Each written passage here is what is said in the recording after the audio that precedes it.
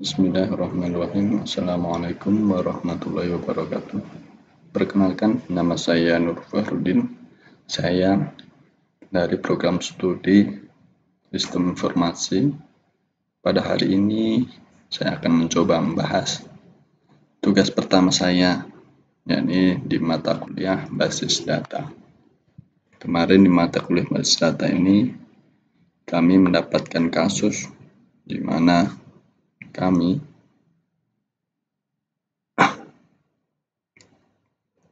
disuruh untuk membuat sebuah ERD, yaitu Entity Relationship Diagram, dari sebuah kasus, lengkap dengan tahapan dan langkah-langkahnya. Untuk itu, malah kita mulai dari kasusnya terlebih dahulu. Kasusnya yaitu Tono mendirikan sebuah rental mobil dengan nomor NPWP-nya. Rental mobil tersebut diberi nama Tono Rental dengan alamat Jalan Pramuka dan nomor telepon sebagai berikut. Rental mobil tersebut memiliki banyak mobil dengan data, kode mobil, jenis mobil, tahun mobil, dan harga sewa. Dan tentunya customer yang akan menyewa mobil harus terdaftar terlebih dahulu dengan mengisi formulir customer, di antaranya nomor KTP, nama, nomor telepon, dan alamat. Setelah melakukan pendaftaran, customer dapat menyewa mobil di Tono Rental. Pada saat menyewa mobil, data yang dicatat adalah nomor sewa, tanggal kembali, dan denda. Nah, untuk membuat ERD-nya, langkah pertama yang harus kita lakukan yaitu mengidentifikasi dan menetapkan seluruh entiti yang terkait dengan kasus tersebut.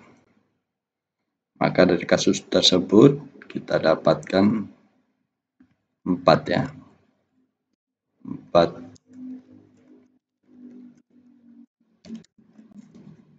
entitas yang bisa kita dapatkan dari kasus tersebut. Yang pertama yaitu rental, yang kedua adalah mobil, yang ketiga adalah customer, dan yang keempat adalah sewa.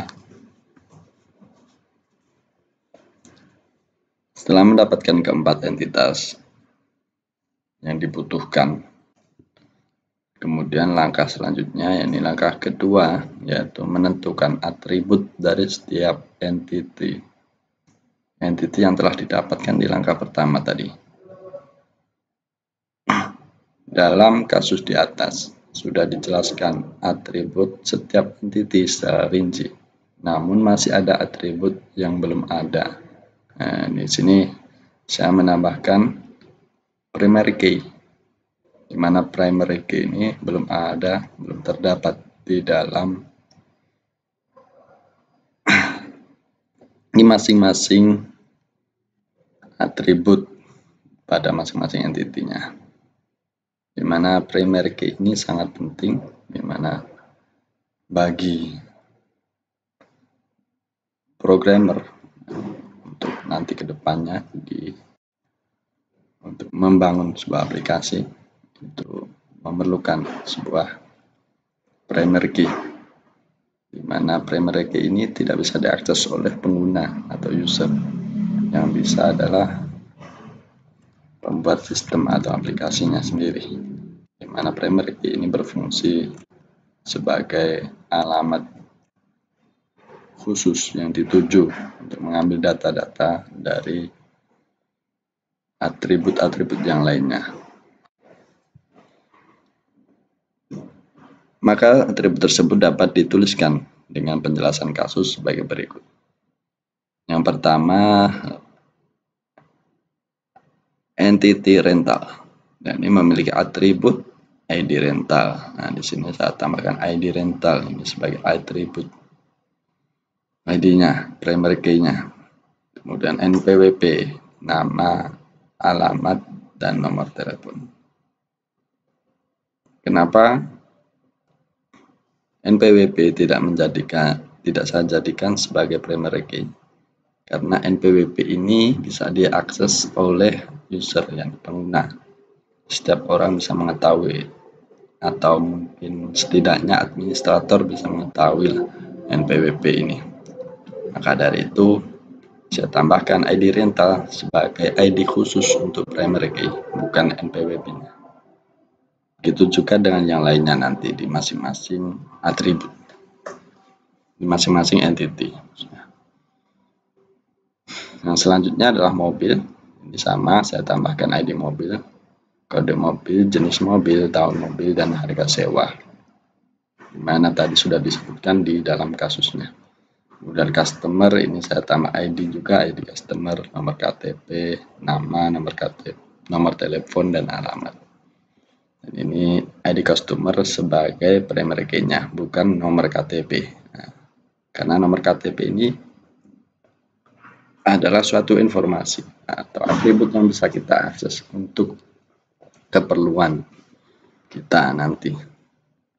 Sedangkan ID customer adalah sebagai primary key-nya. Begitu juga dengan sewa. Sewa ini saya tambahkan ID sewa. Selanjutnya adalah langkah ketiga. Langkah ketiga yakni melakukan identifikasi relasi yang memungkinkan beserta kunci tamu atau foreign key-nya. Dalam menentukan relasi, salah satu cara untuk memudahkannya adalah membuat tabel metrik relasi seperti pada tabel berikut ini. Ini di sini dapat dicontohkan adalah hubungan antar entity-nya. Ini sebagai contoh rental dengan mobil. Nah, ini rental dengan mobil. Relasinya yang terbentuk adalah menyediakan. Jadi rental ini menyediakan mobil untuk dirental. Sedangkan rental dengan sewa, ini rental dengan sewa, yakni mengelola. Bahwa rental ini mengelola sewa. Sedangkan customer dengan rental, ini mendaftar. Customer dengan rental ini mendaftar terlebih dahulu agar bisa merental, menyewa mobil.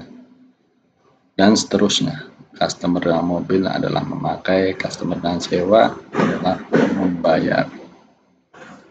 Karena customer akan membayar sewanya. Sedangkan sewa dengan customer adalah dibayar.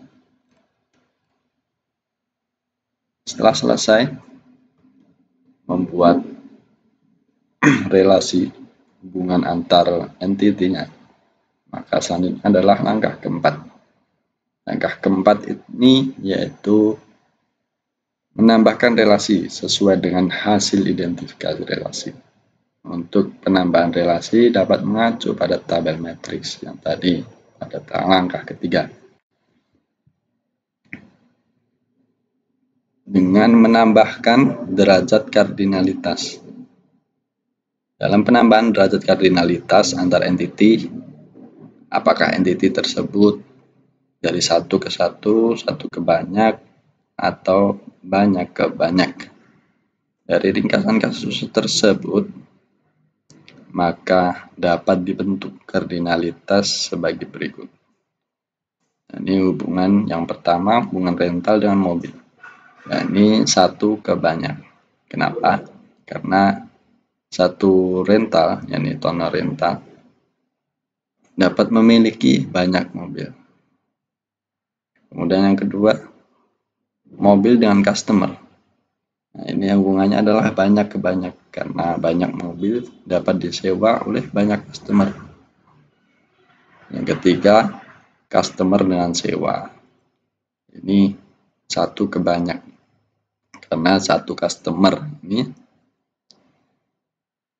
hanya bisa menyewa banyak mobil, hanya saja satu customer satu sewa hanya bisa dibayar oleh satu customer.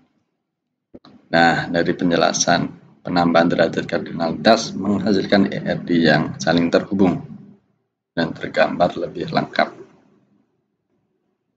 Cara membacanya, yakni tadi. Customer dengan sewa dapat dibaca, satu customer dapat membayar banyak sewa, namun hanya satu customer saja yang membayar satu sewa.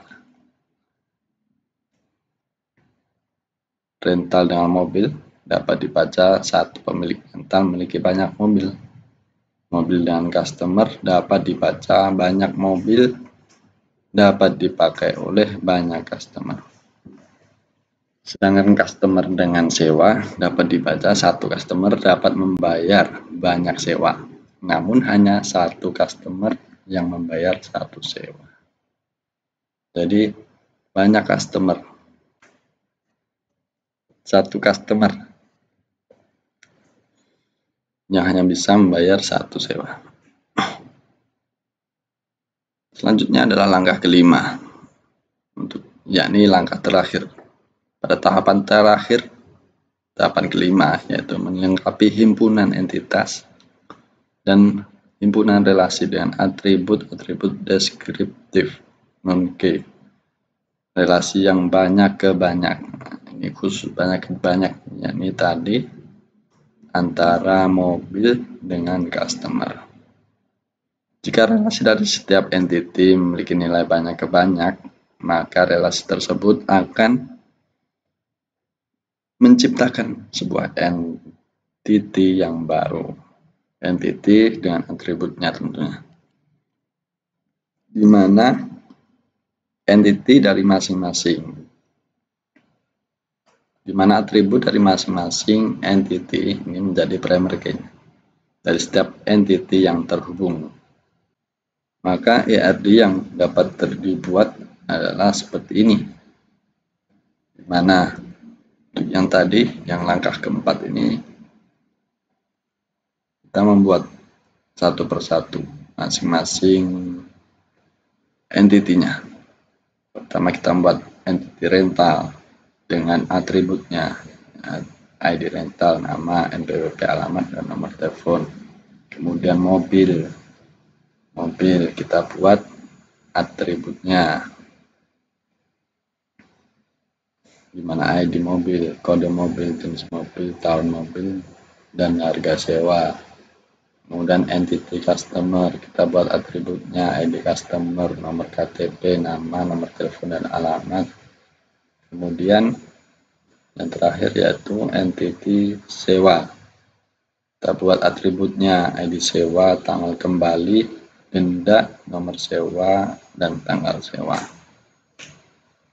Setelah kita buat satu persatu entity dan atributnya,